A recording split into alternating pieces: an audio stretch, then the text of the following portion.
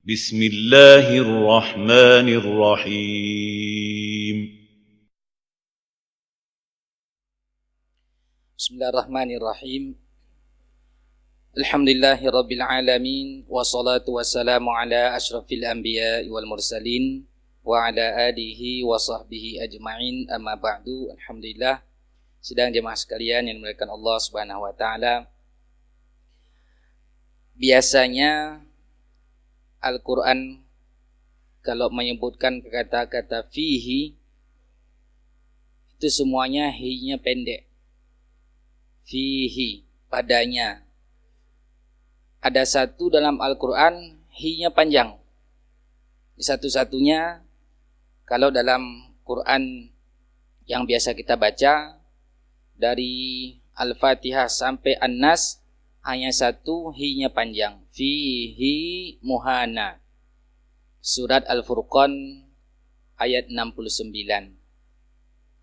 Tadi ketika imam kita baca di surat Al-Fathu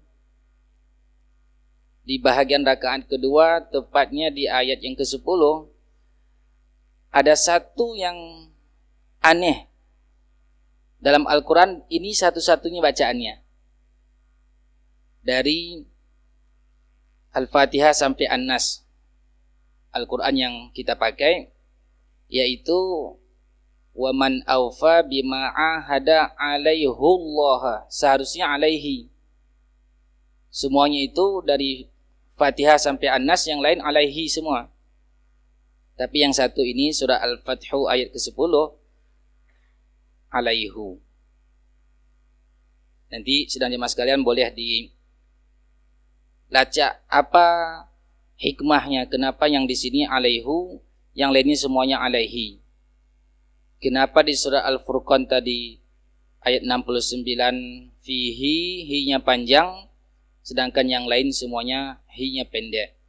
Ini jadi PR semua jamaah yang hadir. Pertama tadi surat Al-Furqan ayat 69.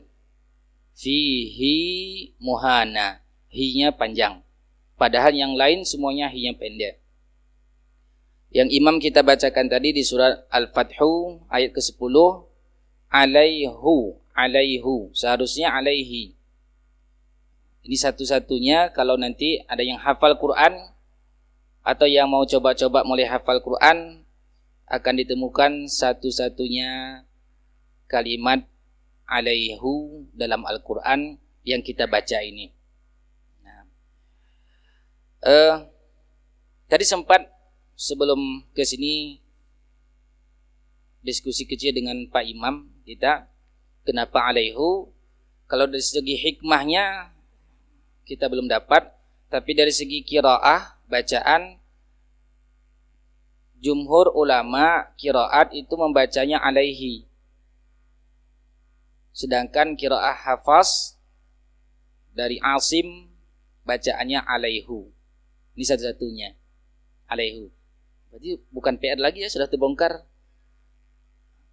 Hikmahnya nanti kita cari masing-masing.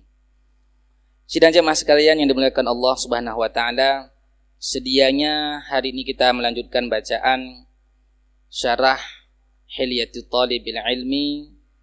Namun kita coba hari ini selingan. Ada satu pertanyaan yang mengganjal hati. Pertanyaannya, apa hukum bertukar kado? Ini membuat tadi malam gak bisa tidur. Jadi cari bagaimana kitab-kitab klasik para ulama, bagaimana pendapat ulama-ulama kontemporer. Tidak dapat judulnya, karena saya cari yang dalam kitab. Apa hukumnya tukar kado? Ternyata dalam kitab enggak ada kado. Yang ada hadiah atau hadaya. Jadi ada satu pertanyaan disampaikan ke para masyayikh.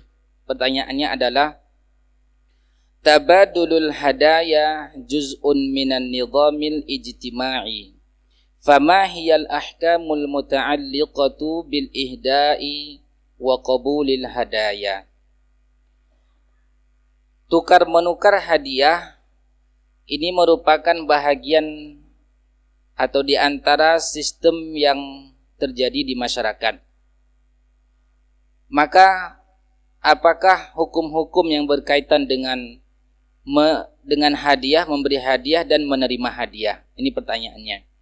Apa saja hukum-hukum yang berkaitan dengan memberi dan menerima hadiah? Disebutkan al-ijabah, jawaban dari pertanyaan ini ada 9 bahasan. Semoga bisa kita selesaikan 9 bahasan ini. Awalan, yang pertama pembahasannya adalah at-tahadi bainan nasi amrun muraghabun fihi syar'an wa adatan. Saling bertukar hadiah sesama manusia itu adalah perkara yang sangat dianjurkan. Perkara yang dimotivasi baik secara syar'i, syariat ataupun secara adat, secara kebiasaan di masyarakat. Dan dibawakan ayat kaitannya dengan hadiah ini. Ternyata sudah ada dalam Al-Quran pembahasan masalah hadiah, yaitu firman Allah dalam surat An-Naml ayat 36, ayat 35 sampai 36. Surat Semud. Surat ini berbicara tentang kisah Sulaiman alaihissalam dengan Ratu Saba yang biasa kita kenal dengan Bilqis. Ketika Sulaiman alaihissalam mengirim surat, innahu min Sulaiman wa innahu bismillahirrahmanirrahim alla ta'lu alayya wa'tuni muslimin. Sesungguhnya dari Sulaiman dan sesungguhnya dengan nama Allah yang Maha Pengasih lagi Maha Penyayang, hendaknya kalian tunduk kepadaku, kata Sulaiman. alla ta'lu alayya, jangan kalian meninggi atasku, dan datanglah kalian dalam keadaan menyerahkan diri. Ini Sulaiman mengirimkan surat ke satu kerajaan, padahal Sulaiman belum tahu siapa ini raja. Dan tidak ada komunikasi sebelumnya, tiba-tiba datang surat ancaman. Masuk Islam, menyerahkan diri. Ini aneh juga surat ini. Belum ada masalah apa-apa, tidak ada komunikasi apa-apa, langsung datang surat. Jangan sombong, kata Sulaiman. Jangan sombong dan menyerahkan dirilah kalian. Begitu mendapatkan surat, ternyata karena pemilik kekuasaan tadi bukan laki-laki, wanita dia, beda responnya ketika membaca surat itu. Kalau seandainya saja yang menerima surat ini raja laki-laki, akan berbeda kisahnya Sulaiman. Ini karena penguasanya saat itu perempuan. Perempuan bedanya dengan laki-laki itu, kalau perempuan lebih mengutamakan atifi, perasaan. Maka di saat membaca surat, dia kumpulkan pembesarnya. Ini ada surat. Ulqiya ilayya. Dicampakkan. Dan yang menjadi tukang posnya saat itu bukan sembarang orang, burung. Burung hudhud. Burung hudhud ini punya semangat dakwah yang tinggi.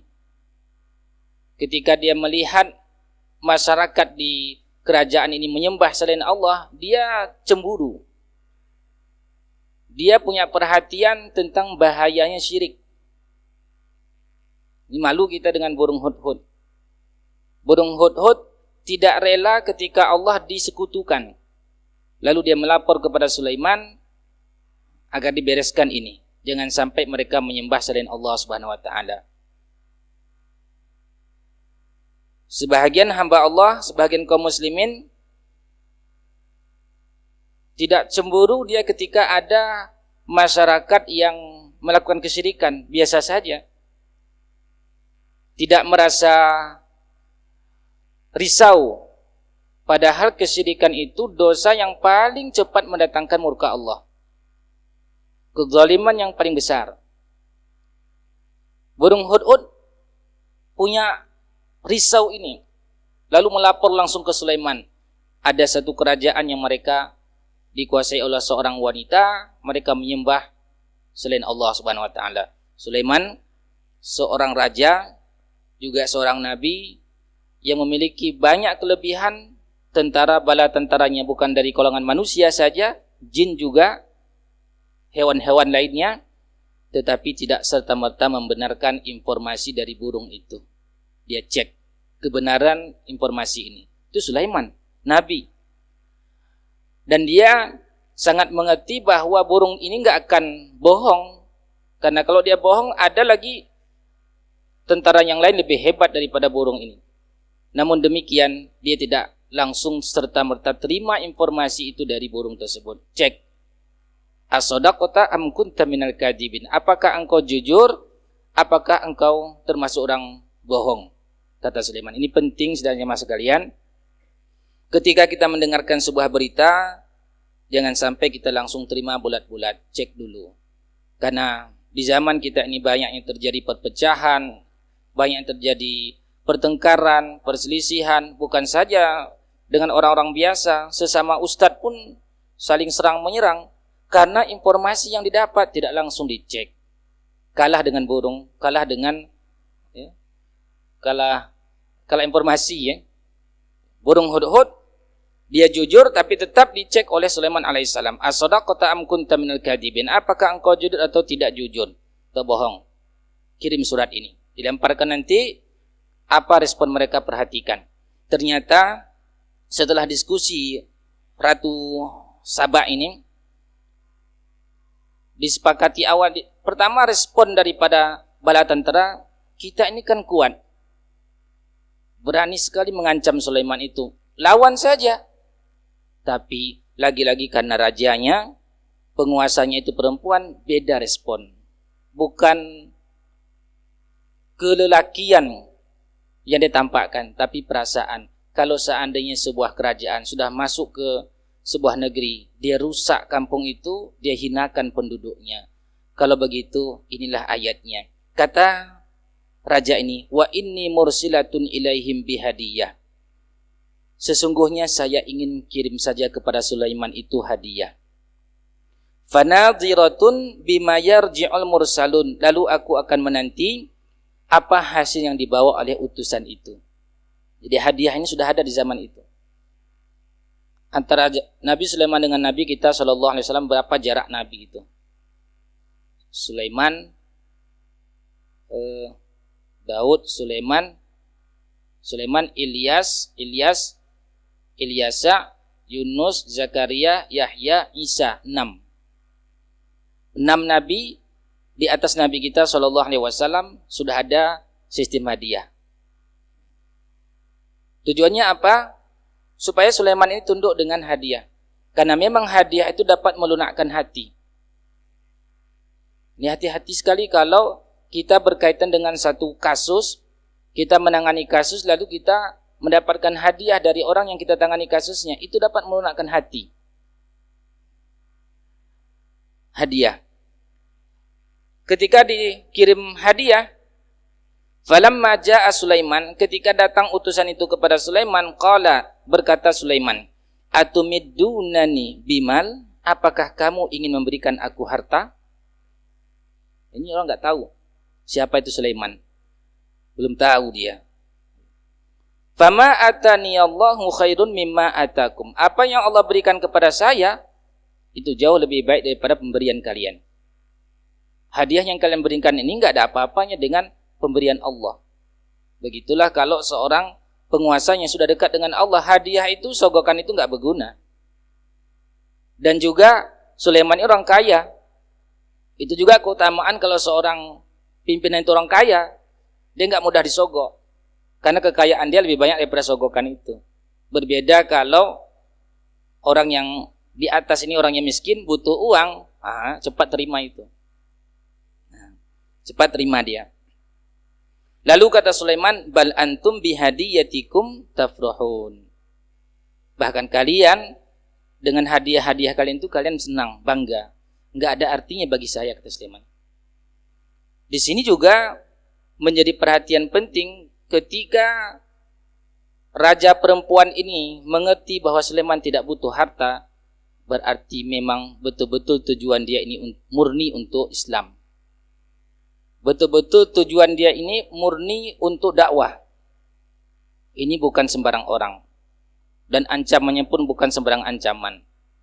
Pada akhirnya nanti ratu ini pun menyerah melihat kekuasaan Sulaiman alaihissalam. Dan panjang ceritanya. Ini butuh pembahasan khusus. Tapi yang menjadi inti di sini masalah hadiah. Hadiah itu sudah ada semenjak zaman Sulaiman alaihissalam. Begitu juga hadis Nabi SAW dari Aisyah radhiyallahu anha yang diriwayatkan oleh Imam Bukhari, kana Rasulullah sallallahu alaihi wasallam yaqbalul hadiyata wa yusibu 'alaiha. Kata Aisyah radhiyallahu anha bahwa Rasulullah sallallahu alaihi wasallam menerima hadiah, juga beliau membalas hadiah itu. Beliau terima hadiah dan beliau juga suka membalas hadiah. Ini yang pertama dibahas. Kemudian yang kedua, yang kedua, al-muslimu multazimun bi ahkami syar'i fi kulli majalati hayatihi. Seorang muslim itu hendaknya selalu berjalan di atas hukum-hukum syariat setiap sisi hidupnya. Fal muslimu yattabi'u awamirallahi wa rasulihi awamirallahi wa rasulihi sallallahu alaihi wasallam fi syu'unihi kulliha. Dan seorang muslim itu seyogyanya mengikuti perintah Allah dan Rasulnya dalam segala urusannya. Wa yuhramul udulu anha ila tiba'i ahwaihi wa syahawatihi. Haramlah bagi seorang muslim itu berpaling kepada mengikut hawa nafsunya. Fal muslimu mundhabitun bi dhawabitis syar'i. Seorang muslim itu hendaknya disiplin dengan kaidah-kaidah syariat. Wal indhibatu wa akhdhul umur bi hazmin wa quwwatin. Yang dimaksud dengan disiplin di sini adalah mengambil urusan agama ini dengan kokoh, kuat semangat. Bihaitsu tabqa af'alul muslimi wa tasarrufatihi dimnal hukmi syar'i. Hendaknya setiap perbuatan dan tindak tanduk seorang muslim itu berada di bawah kandungan hukum syar'i. Wal indhibatu ruhul Islam. Disiplin dalam mengamalkan hukum Allah itulah ruh daripada ruh Islam ini. Dan kalimat Islam itu sendiri menguatkan makna al-istislamu li ahkamillah. Dia itu tunduk patuh terhadap hukum Allah. Ketika seorang mengikrarkan dirinya muslim, maka konsekuensinya adalah dia patuh kepada hukum Allah. Tidak mungkin ada seorang muslim yang jelas-jelas di KTP-nya ada Islam, agama Islam, lalu dia menolak syariat Allah. Itu tidak mungkin. Karena makna Islam itu sendiri tu'akkidu al-istislam. Menguatkan bahwa dia menyerah, tunduk patuh li ahkamillah terhadap hukum-hukum Allah Subhanahu wa taala. Ibtidaan bil aqidati wa bil syariah. Baik itu kait dengan akidah dan syariah. Ini bahagian kedua. Bahwa seorang muslim itu adalah hamba bagi Allah, dia harus patuh terhadap syariat Allah. Islam tidak memberikan kemerdekaan secara mutlak. Tidak memberikan kemerdekaan secara mutlak fi an yaf'ala ma yasha wa kaifa ma yasha. Dia ingin melakukan apa yang dikehendaki, bagaimana dia kehendaki. Itu bukan bagian ajaran Islam. Diberikan kebebasan, tetapi juga ada aturan, ada indhibat, ada disiplin, ada sistem yang harus dianut, yang diikuti, dipatuhi oleh seorang muslim tersebut. Ini yang kedua dijelaskan. Yang ketiga, ini menjadi inti dari pertanyaan tersebut. Zakara Muhammad bin Hasan Asy-Syaibani. Muhammad bin Hasan Asy-Syaibani, beliau ini lahir pada tahun 130 Hijriah, wafat pada tahun 189 Hijriah. Beliau sempat berguru kepada Imam Malik dan juga sempat menjadi gurunya Al-Imam Asy-Syafi'i rahimahullah. Beliau bermadhab Hanafi. Ini Muhammad bin Hasan dan Abu Yusuf, ini dua orang muridnya Abu Hanifah, dua orang madhab Syafi'i, madhab Hanafi, yang mereka sangat getol menebarkan madhab Hanafi. Muhammad bin Hasan termasuk, dan dia sempat mengajar Syafi'i. Terjadilah dialog. Dari beliau nanti banyak Al-Imam Asy-Syafi'i mengambil fikihnya Hanafi. Lalu sebelumnya beliau belajar ke Malik, digabungkan al-muqaranah baina madhhabil Hanafi wal madhhabil Maliki. Digabungkan, dikombinasikan antara madhab Hanafi dengan madhab Syafi'i, madhab Maliki, lalu keluarlah satu madhab Syafi'i. Dan menggabungkan. Kalau madhab Hanafi itu terkenal dengan pendapat, logika. Madrasatul Ra'yi namanya. Sekolah logika. Sedangkan madhab Maliki lebih dominan dengan hadis, madrasatul hadis. Al-Imam Asy-Syafi'i rahimahullah menggabungkan kedua itu. Kemampuan logika beliau begitu tinggi dan kemampuan menguasai hadis juga begitu tinggi. Maka kalau berbicara tentang madhab Syafi'i, ini jangan main-main. Hebat itu madhab Syafi'i. Madhab yang menggabungkan dua itu. Maka ulama-ulama Syafi'i pun kalau dia rata-rata menggabungkan antara fikih dengan hadis. Dia kuasai fikih, dia kuasai hadis. Contohnya siapa? Yang populer Ibnu Hajar Al-Asqalani, An-Nawawi. Ini ulama dari kalangan Syafi'i, kuasai hadis, kuasai fikih. Yang mensyarahkan hadis Bukhari, Al-Imam Ibnu Hajar Al-Asqalani, madhabnya Syafi'i. Yang mensyarahkan hadisnya Muslim, Al-Imam An-Nawawi, ulama Syafi'i. Luar biasa ini. Nah, luar biasa. Cerita tentang Muhammad bin Hasan tadi, beliau menyebutkan annal hadiyata arba'atu aqsamin bi'tibaril muhdi wal muhda ilaih. Sesungguhnya hadiah itu ada 4 bahagian, ada 4 jenis berdasarkan kepada orang yang memberi dan orang yang menerima. Ada 4 model hadiah dari sisi si pemberi dan si penerima. Pertama, halalun minal janibain. Hukumnya halal dari 2 sisi. Pemberi juga halal, penerima juga halal.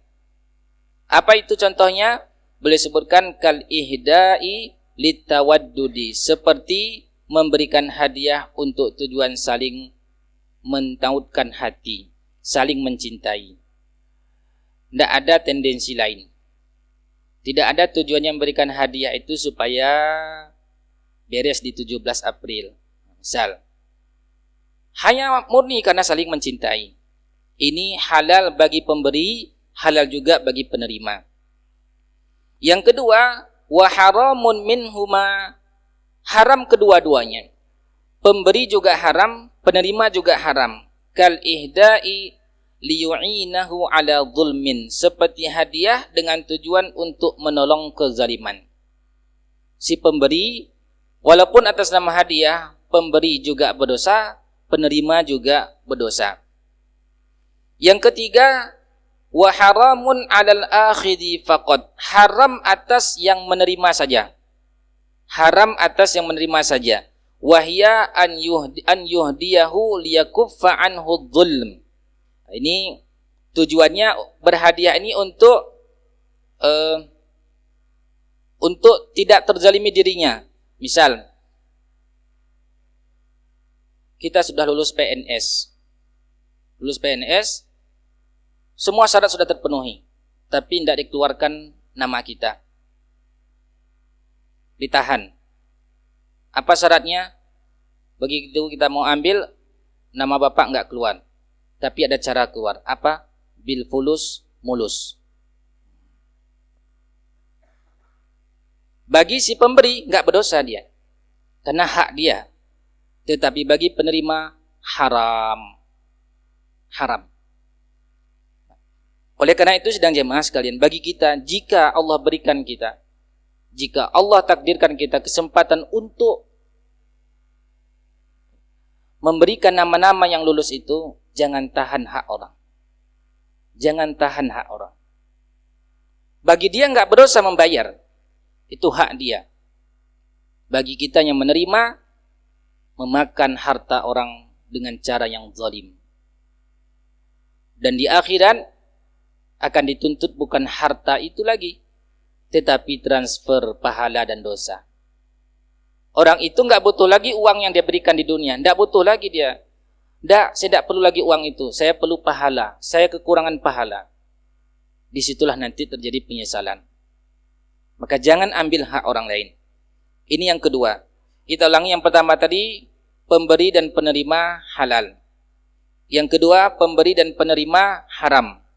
Yang ketiga, penerimanya haram, pemberinya tidak haram. Kemudian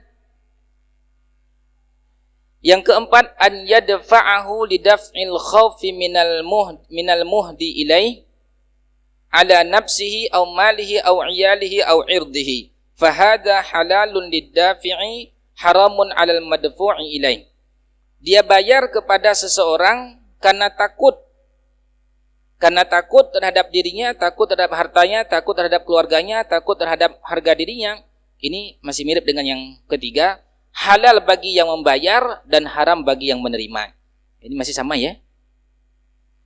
Fa inna daf'ad dharari 'alal muslimi wajibun wa la yajuzu akhdhul mali liyaf'alal wajiban. Ini sama masih dengan tiga, berarti tiga sajalah. Enggak jadi 4. Tiga bedanya, kalau tadi dalam bentuk hadiah ya, ini dalam bentuk membayar yang keempat nih. Dia bayar sesuatu karena takut terhadap dirinya. Dia bayar seorang karena takut terhadap dirinya. Begitu dia bayar aman keluarganya. Mungkin ada beda sedikit. Biasanya jatah-jatah preman.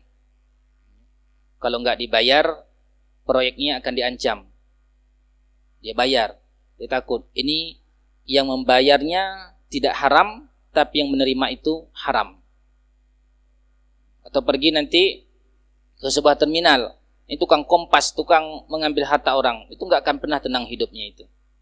Diambil harta orang dengan cara paksa. Sidang jemaah sekalian, kaitan dengan pertanyaan tadi, bagaimana dengan saling berbagi kado? Masuk nggak salah satu dari tiga tadi? Yang pertama, halal kedua sisinya. Halal bagi memberi, halal bagi menerima. Seperti memberi hadiah karena untuk saling kasih sayang, mencintai. Yang kedua, haram untuk keduanya. Seperti orang yang memberi hadiah, menolong dalam kezaliman. Yang ketiga, haram hanya bagi orang yang memberi. Haram hanya bagi orang yang menerima. Bagaimana dengan saling memberi hadiah tadi? Ada yang ingin menyampaikan? Saling berbagi kado. Tanggal sekian, bulan sekian kita bertemu, kita saling berbagi kado. Haram atau boleh? Atau halal? Halal. Ada yang mengatakan haram? Masa enggak ada? Pasti ada, tapi malu-malu. Enggak apa-apa, kita diskusi. Nah, ya ada. Masya Allah. Ini baru hidup. Assalamualaikum Ustaz. Nah. Tadi apa pertanyaan Ustaz? Pertanyaan? Oh, tak boleh lah. Boleh. Nah.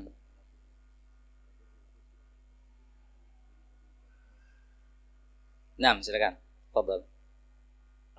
Kalau saling memberi kado, tapi dalam kadonya ada tertulis jangan lupa coblos nomor 50. Saling memberi kado, tapi di dalam ada tertulis jangan lupa coblos nomor 50. Enggak kedengaran. Jangan lupa coblos nomor 50. Oh, saling memberi kado, dalamnya tertulis jangan coblos saya. Bagus itu. Oh, suruh coblos. Jangan lupa coblos saya. Tolak itu kadonya. Nah, dulu pernah kita bahas di kitab Mukhtasar Minhajul Qasidin, judulnya Adabu Qabulil Ata. Adab dalam menerima pemberian orang.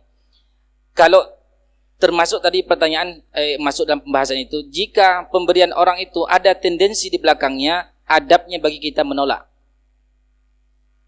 Adabnya bagi kita menolak.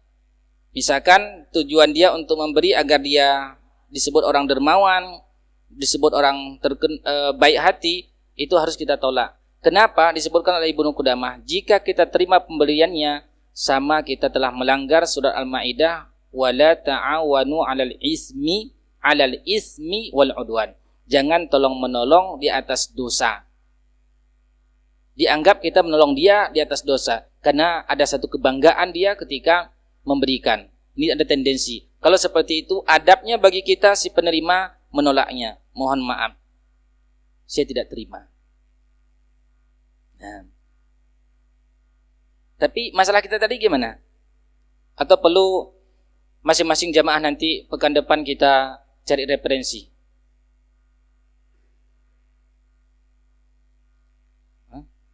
Karena ada terdengar informasi berbagi kado itu haram. Ada pernah dengar informasi itu? Berbagi hadiah haram. Saya coba cari-cari apa ilatnya haram, tidak ketemu-ketemu. Kalau dikatakan riba, dari sisi apanya riba? Riba itu 6 jenis yang disebutkan oleh Nabi SAW dalam bentuk dia nilai tukar atau dalam bentuk makanan pokok. Kalau dalam bentuk sama jenisnya seperti emas dengan emas, 2 syaratnya. Sama beratnya dan cash. Kalau salah satu tidak ada syarat terpenuhi, maka jadi riba. Sedangkan jika bila beda jenisnya antara emas dengan perak misalkan, hanya 1 syaratnya. Boleh beda timbangan tapi harus cash. Harus cash. Kalau tidak cash, itu kena riba. Sedangkan isi kado kita nggak tahu. Maka jika dibahas ini masalah riba, tidak kena. Kalau masuk dia kategori penipuan, nggak masuk juga karena mereka nggak saling menipu. Paling-paling masuknya gharar. Gharar itu apa artinya? Ketidakjelasan objek yang masing-masing diberikan.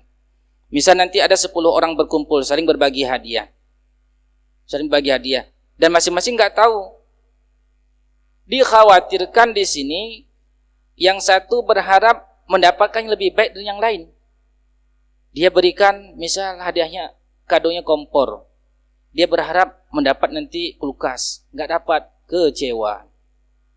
Mungkin di sini kenanya ada gharar di situ, ada ketidakjelasan objek sehingga membuat orang bisa sakit hati dan seterusnya. Tapi kalau masuk kategori riba atau saling menipu, ini enggak. Karena 3 ini kalau tidak terpenuhi, hukum asal muamalah itu halal.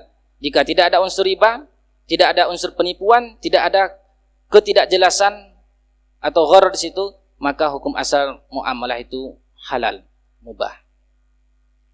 Jadi paling-paling kemungkinan besar masuknya kalau ada yang berpendapat saling bertukar kado itu haram, kemungkinan besar masuknya pada bab adanya ketidakjelasan objek yang saling ditukar tadi.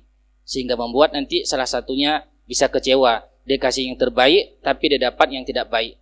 Dia buat kadonya tadi seharga 1 juta, dia dapat kadonya seharga 50.000. Mungkin. Wallahu alam. Ini kaitan dengan yang ketiga, pernyataan Muhammad bin Hasan Asy-Syaibani. Ada lagi? Naam, fadhal.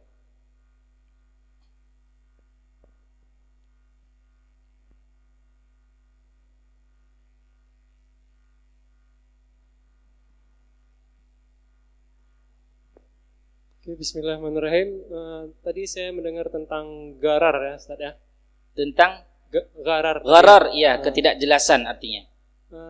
Ini ada misalkan ada orang yang minjam uang pada kita sebesar sekian juta lah kan.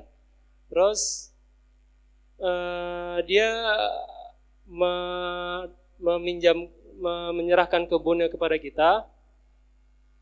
Meminjamkan kebun. Kebun kepada kita yang kita beri utang tadi kepada dia. Terus kita dengan surat perjanjian nanti setelah ada uang dikembalikannya uang itu, kemudian kebunnya kita serahin lagi kepada dia. Kebun itu dimanfaatkan oleh peminjam uang. Si peminjam uang. Yang piutang. Iya. Nggak salah saya itu ada di kampung istri saya itu namanya Garal. Kampung seseorang ya. Garal nggak salah namanya. Karena terdengar tadi garar mirip-mirip ya. Nah. Itu gimana hukumnya Ustaz? Terima kasih. Assalamualaikum warahmatullahi wabarakatuh. Assalamualaikum warahmatullahi wabarakatuh. Si A meminjamkan uang kepada si B 10 juta. Lalu si B memberikan tanahnya kepada si A untuk digarap. Uang si A tetap 10 juta, hasil dari pertanian tetap dia dapat. Satu-satunya uang masuk yang dimiliki oleh si B hanya tanah yang tadi. Dari mana dia bisa kembalikan utang 10 juta itu? Resiko 10 juta tidak ada ruginya, tapi keuntungan terus dia dapat. Apa bedanya dengan riba di situ? Apa bedanya? Resiko uang dia 10 juta itu tetap, tapi keuntungan sudah pasti dari hasil tanahnya. Lebih dahsyat ribanya itu. atas nama pegadaian. Itu bukan pegadaian. Pengembangan itu bukan pengembang lagi. Rentenir kuadran. Ya. Rentenir kuadran. Dahsyat itu. Dia berlipat-lipat. Mungkin kalau ada rentenir dia kasihkan uang 500.000, dalam satu hari dikembalikan 100. Berapa persennya dari 500.000 itu dapat? Sedangkan ini bisa kita bayangkan 1 hektar, 2 hektar, 5 hektar misalkan dimanfaatkan, uang dapat, terus resiko uang yang dipinjamkan tidak ada. Karena dia menetap uang itu. Nah, ini masuk riba, jelas-jelas riba itu. Wallahu ta'ala alam. Kita lanjut bagian keempat. Yang keempat, min dawabitil hadiyyati fi dzatiha annaha in kanat haraman kal khamri wal khinziri was. Yang keempat, di antara kaidah hadiah itu dalam zatnya adalah apabila ia haram seperti khamar dan khinzir, maka wa syi'aratil diniyati li ghairil muslimin, dan syiar-syiar orang-orang di luar Islam dan seumpamanya, fala yajuzu syar'an ihda'uha wala qabuluha. Tidak boleh kita hadiahkan dan menerimanya. Ini karena zatnya sudah haram. Walaupun hadiah namanya, pemberi si memberikan, kita sebagai seorang muslim memberikannya juga haram dan menerimanya juga haram. Kalau seandainya zatnya itu haram dalam bentuk penggunaan dalam satu sisi, halal pada sisi lain, maka itu boleh diberikan hadiah. Contohnya emas itu haram bagi laki-laki, tapi halal bagi perempuan. Boleh kita berikan hadiah. Sutra, kain sutra, haram dikenakan oleh laki-laki, tapi halal bagi perempuan. Itu diperbolehkan. Nah, yang kelima, tuhramul hadiyatu lil muwaddab. Diharamkan hadiah itu bagi pegawai. Nyan, Ban. Gimana itu? Ini banyak tersinggung, gimana nih? Kita baca. Tidak usah ya.